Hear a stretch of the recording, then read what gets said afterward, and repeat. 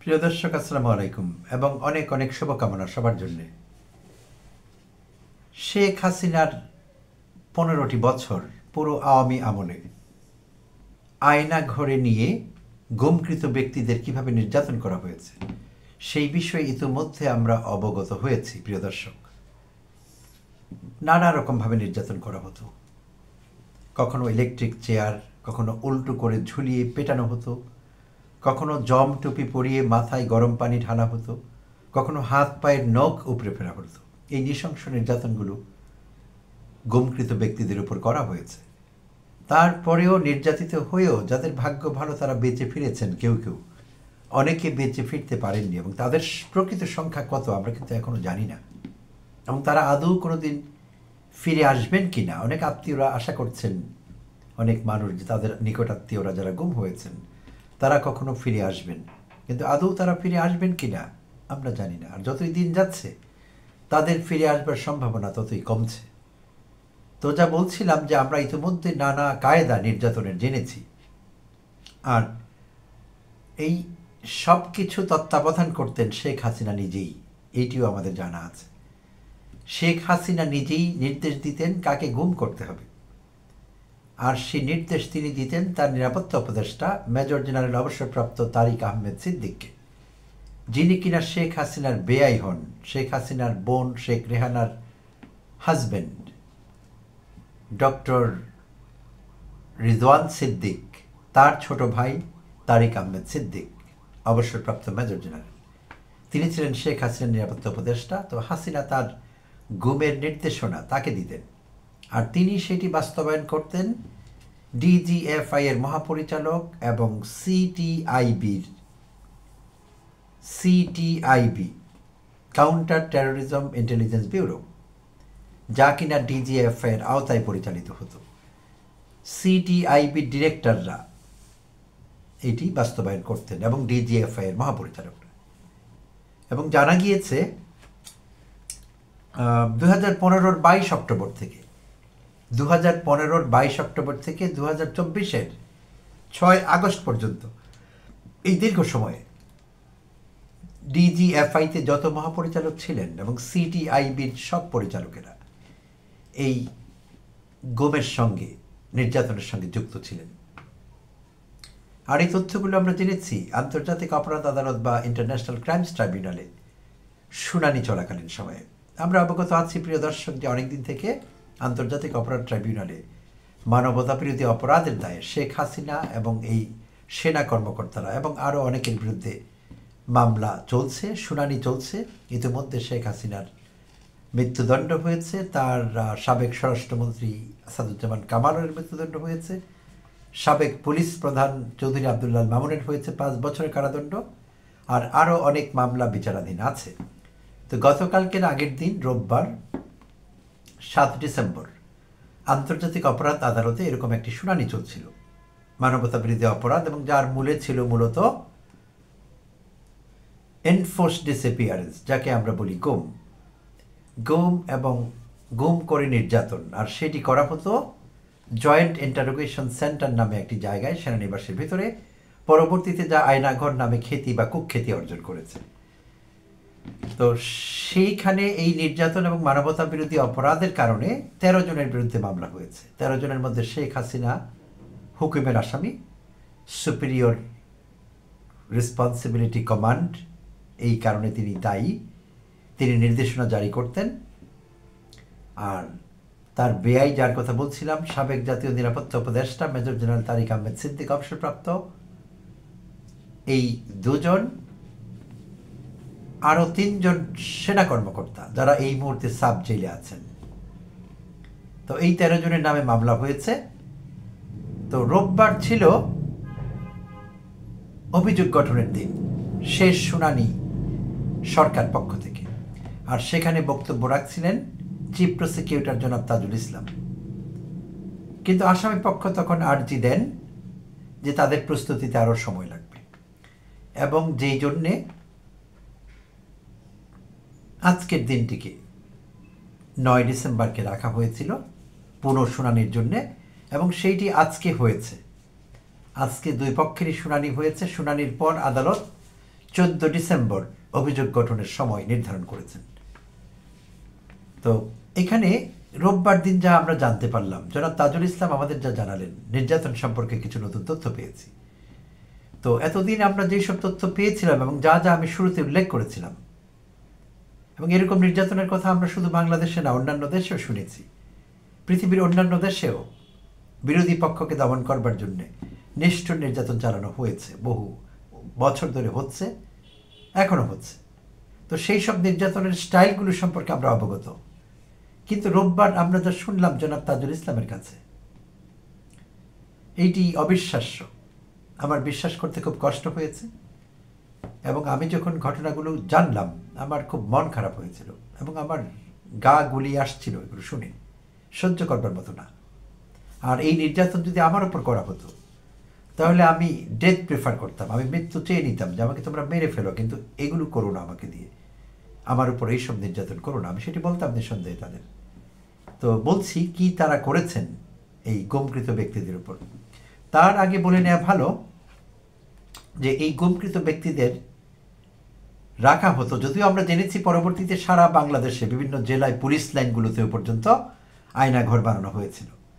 তো মূলত এই আয়নাঘরের কনসেপ্ট বেসিকলি আমরা প্রথম জানতে পারি একজন সেনা কর্মকর্তা যিনি আয়নাঘর থেকে মুক্তি পেয়েছিলেন, লেফটেন্যান্ট কর্নেল অবসরপ্রাপ্ত হাসিনুর রহমান। প্রিয় দর্শক, আপনারা ইতিমধ্যে অনেকেই তাকে চেনেন, তিনি বিভিন্ন টক শোতে কথা বলেছেন, সাক্ষাৎকার দিয়েছেন। এখন তিনি শোল্ডার লেংথ চুল রাখেন, হাসিনুর রহমান। তো হাসিনুর রহমান তার তার উপর কৃত নির্যাতনের বিষয়ে অনেকবার কথা বলেছেন, মুখ খুলেছেন। তার মাধ্যমে প্রথম আমরা সেনানিবাসের আয়নাঘর সম্পর্কে জানতে পারি। আর সে আয়নাঘরের অবস্থানটি ছিল ডিজিএফআই সদর দপ্তরের দক্ষিণ দিকে একটি দ্বিতল ভবনে। আর সেই দ্বিতল ভবনে ছোট ছোট খুপড়ি ঘরের মতো ছিল, যেগুলোতে মোটা রড লাগানো থাকতো, উইন্ডোর মতো ছিল, রড লাগানো থাকতো এবং সেগুলো ঢাকা থাকতো। আর রুমগুলো ছিল অন্ধকারাচ্ছন্ন, কোনো লাইট সেখানে দেওয়া হয়নি। তাহলে গুমকৃত ব্যক্তিরা সেই সব ছোট ছোট খুপড়ি ঘরে যত দিন, যত সপ্তাহ, যত মাস, যত বছর থেকেছেন তারা অন্ধকারেই থেকেছেন। ছোট ছোট সেই খুপড়ি ঘরগুলোতে অন্ধকারের মধ্যেই তাদেরকে থাকতে হয়েছে, এবং ছোট ভেন্টিলেটর ছিল সম্ভবত শ্বাস প্রশ্বাস ফেলবার জন্য, না হলে তো মারা যেতেন সবাই। তো সেখানে এই বর্ণনায় তাজুল ইসলাম জানিয়েছেন সেখানে খুপড়ি ঘরগুলোতে তারা থাকতেন।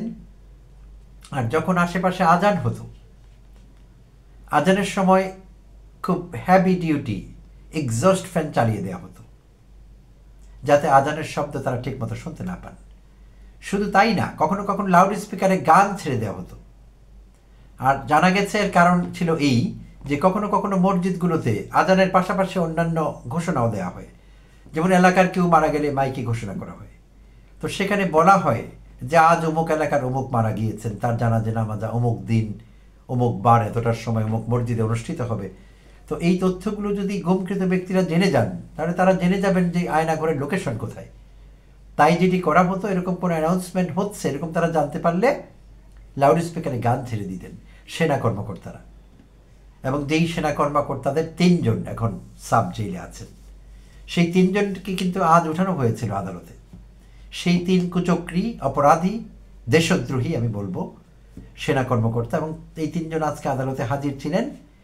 তা এই 3 জন হলেন ডিজিএফআই-এর সাবেক মহাপরিচালক major general Sheikh Mohammad Sarwar Hossain, brigadier general Mahbubur Rahman Siddiqui, আর ছিলেন ব্রিগেডিয়ার জেনারেল আহমেদ তানবীর মাজহার সিদ্দিকী। এই 3 দুষ্কৃতিকারী, দেশদ্রোহী, নৃশংস ব্যক্তিকে আজকে ট্রাইব্যুনালে হাজির করা হয়েছিল। আর শেখ হাসিনা এবং তারেক সিদ্দিকী সহ আরও 10 জন পলাতক আছেন আমরা জানি। তো সেখানে যা বলছিলাম, ফিরে আসে আগের আলাপে, হাসিনুর রহমান, লেফটেন্যান্ট কর্নেল হাসিনুর রহমান সেখান থেকে জীবিত ফিরে আসেন আয়নাঘর থেকে। ফিরে আসলে তার কাছ থেকে আমরা অনেক তথ্য পাই। তো তিনি কিন্তু বুঝতে পেরেছিলেন তাকে কোথায় আটকে রাখা হয়েছিল, আয়নাঘরের লোকেশন তিনি বলতে পেরেছিলেন। এই সব চেষ্টা সত্ত্বেও লাউড স্পিকারে গান বাজিয়ে দেওয়া, এক্সস্ট ফ্যান খুব জোরে চালানো, এই সব কিছুর পরও লেফটেন্যান্ট কর্নেল হাসিনুর রহমান টের পেয়েছিলেন যে এটি ডিজিএফআই-এর দক্ষিণ পার্শ্বে একটি দ্বিতল ভবনে তাদেরকে রাখা হয়েছিল। আর সম্ভবত তিনি যেহেতু একজন সেনা কর্মকর্তা, তার অ্যালার্টনেস অন্যান্য অনেকের চাইতে বেশি ছিল, সেসব কারণে তিনি বুঝতে পেরেছিলেন যে তাকে কোথায় রাখা হয়েছিল। তো এখন আসছি মূল আলোচনায়, যে কি সেই নির্যাতন যা আমার প্রতি করা হলে আমি বলতাম যে আমাকে মৃত্যু দাও। তো সেই নির্যাতন হলো 25 জন বন্দীর জন্যে, অর্থাৎ গুমকৃত 25 জন ব্যক্তির জন্যে সেই দুষ্কৃতিকারী সেনা কর্মকর্তারা যাদের তত্ত্বাবধানে আয়নাঘর পরিচালিত হয়েছে, তারা 25 জনের টিমের জন্যে একটি দাঁত ব্রাশ বরাদ্দ করেছিল এবং সেই দাঁত ব্রাশ দিয়ে সবাইকে দাঁত ব্রাশ করতে বাধ্য করত দিনের পর দিন, মাসের পর মাস, এবং তাদের না করবার কোনো জো ছিল না, তাহলে নির্যাতন করা হতো। অর্থাৎ কেউ যদি অপ্ট আউট করতে চাইতো যে আমার দাঁত ব্রাশ করা লাগবে না, কিন্তু আমি গণ ব্রাশে দাঁত ব্রাশ করবো না, সেটি তারা হতে দিতেন না, বাধ্য করতেন সেই দাঁত ব্রাশ দিয়ে 25 জন মানুষকে দাঁত ব্রাশ করতে। নিশ্চয়ই আপনাদেরও গা গুলিয়ে আসছে শুনলে, অসুস্থ বোধ করবার মতো একটি কথা। আর শুধু তাই না, একটি গামছা দেয়া হতো সেই 25 জনের টিমকে, একটি মাত্র গামছা। তাহলে অজু গোসলের পর সে একটি গামছা ব্যবহার করবেন 25 জন ব্যক্তি, আর একটি দাঁত ব্রাশ দিয়ে, একটি টুথব্রাশ দিয়ে দাঁত ব্রাশ করবেন 25 জন ব্যক্তি। পৃথিবীতে কেউ শোনেনি আজ পর্যন্ত এমন নির্যাতনের ধরন, যে নির্যাতন এরকম হতে পারে, কেউ শোনেনি। প্রিয় দর্শক, আপনারাও নিশ্চয়ই শোনেননি। মানুষের সকল কল্পনাকে ছাড়িয়ে গিয়েছে এই নৃশংসতা, এই হাসিনা মডেলের এই ক্রিয়েটিভিটি, সব নৃশংসতাকে ছাড়িয়ে গেছে নিঃসন্দেহে। আমি ভাবতে পারছি না বিষয়টি, আমি সিক ফিল করছি যখন আমি কথা বলছি আপনাদের সঙ্গে।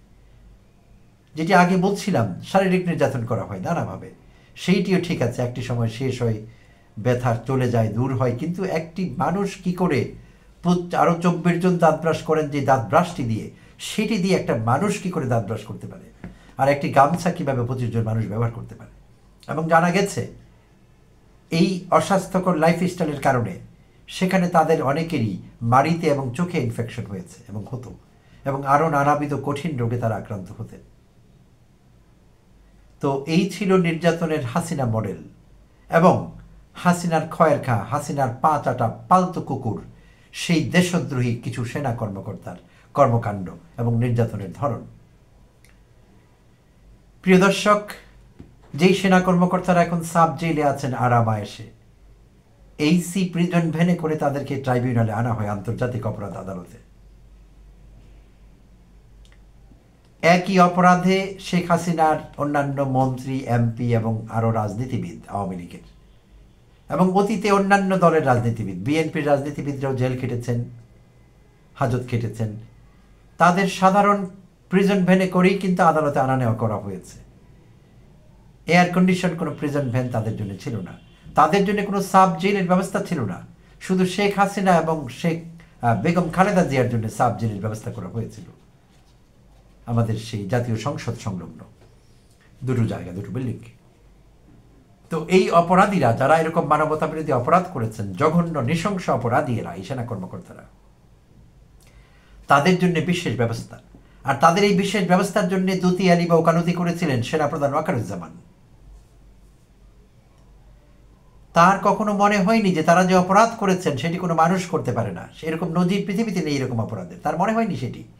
তার মনে হয়েছে সেনা কর্মকর্তাদের বাঁচানো খুব জরুরি, এবং তিনি ভাষণও দিয়েছিলেন ক্যান্টনমেন্টের সেনা কর্মকর্তাদের উদ্দেশ্যে। আমাদের জানা আছে যে আপনারা কি চান আপনাদের অফিসার ভাইরা প্রিজন ভ্যানে করে যাতায়াত করবে, তাদেরকে জেল হাজত দেওয়া হবে, তাদেরকে শাস্তি দেওয়া হবে। তিনি প্রকারান্তরে তাদের এক্সাম্পশন চাইছিলেন, যে তারা এক্সাম্পট বলে তাদেরকে ঘোষণা করা হোক যে তারা এই অপরাধ করেনি, বা করলেও এটির কোনো বিচার হবে না। সব রকমের চেষ্টা তিনি করেছেন, এবং তিনি অনেক দৌড়ঝাঁপ করেছেন। এমনকি তিনি পার্সোনালি অধ্যাপক ডক্টর মোহাম্মদ ইউনূসকে অ্যাপ্রোচ করেছিলেন, প্রধান বিচারপতিকে অ্যাপ্রোচ করেছিলেন যে তাদেরকে আইনের আওতায় রাখা যায় কিনা, আইনের বাইরে বিচার না করে পারা যায় কিনা। তো এই মানুষটি, যিনি একজন সৎ মানুষের ভান ধরেন, তার পক্ষে অনেককে ওকালতি করতে দেখি টক শোতে, বিভিন্ন ইউটিউব প্ল্যাটফর্মে অনেক গোলামকে, অনেক চাকরকে, অনেক সেবাদাসকে দেখি তার পক্ষে বয়ান তৈরি করছেন। এই মানুষটি এই নৃশংস সেনা কর্মকর্তাদের বিচার চাননি, আর এই সেনা কর্মকর্তারা এমন অপরাধই করেছেন। এইটিকে মানবতা বিরোধী অপরাধ বললেও কম বলা হবে, জীবিত মানুষের উপর এমন নির্যাতন করা যায় না। আর এদেরকে মৃত্যুদণ্ড দিলেও কম হবে এই নৃশংস হত্যাকারীদের, গুমকারীদের। কারণ সেনা কর্মকর্তারা কিন্তু উচ্চশিক্ষিত। অনেকের ধারণা আছে যে সেনা কর্মকর্তারা ইন্টারমিডিয়েট পাস, অনেকের মধ্যে এই ভুল ধারণা আছে। তো এটি নিতান্তই ভুল ধারণা, কারণ ইন্টারমিডিয়েট পাস করে তারা সেনাবাহিনীতে ঢুকেন অফিসার হিসেবে, ক্যাডেট হিসেবে ঢুকেন। মিলিটারি একাডেমিতে তাদের 2 বছরের প্রশিক্ষণ হয়, মৌলিক বুনিয়াদী প্রশিক্ষণ। সেখানে কিন্তু তারা সামরিক স্টাডিজের, মিলিটারি স্টাডিজের পাশাপাশি, ট্রেনিংয়ের পাশাপাশি তাদেরকে ব্যাচেলার ডিগ্রিও নিতে হয়।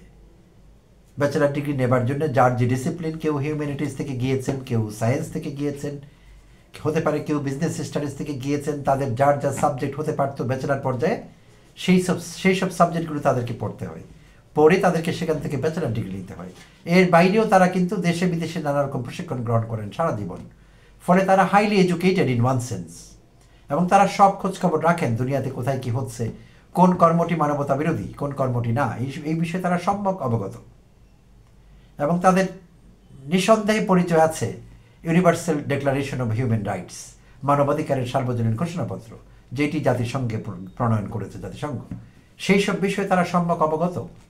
তারপরও তারা এরকম মানবতা বিরোধী অপরাধের সঙ্গে জড়িত হয়েছিলেন শুধু জাগতিক লোভে। একটি ফ্ল্যাট, একটি গাড়ি, পূর্বাচলে একটি প্লট, হাসিনার পা চাটা, হাসিনার পায়ে মধুমাখা ছিল, চাটতে খুব ভালো লাগতো, সেই জন্য এই গোলামেরা, এই দেশদ্রোহীরা হাসিনার পা চাটবার জন্যে এই দেশের মানুষকে, নিজের দেশের মানুষকে এইভাবে নির্যাতন করেছে। এটি অবিশ্বাস্য, এটি অভূতপূর্ব, এটি আনইমাজিনেবল, এবং এটি সহ্য করা যায় না কোনো অবস্থায় না। তাই আমরা আশা করছি they will be prosecuted to the fullest extent of the law. সর্বোচ্চ শাস্তি নিশ্চিত করতে হবে এই অপরাধীদের জন্য, এবং ডেথ তাদেরকে দিতেই হবে। ক্যাপিটাল পানিশমেন্ট ছাড়া তাদেরকে আর কোনো শাস্তি দেওয়ার সুযোগ নেই। সেটিও কম হবে তাদের জন্য, যে পৈশাচিক কাজ তারা করেছেন, যে পৈশাচিক নির্যাতন তারা চালিয়েছেন এই দেশের মানুষের উপর। প্রিয় দর্শক, ভালো থাকবেন, আবার কথা হবে অন্য কোনো এপিসোডে।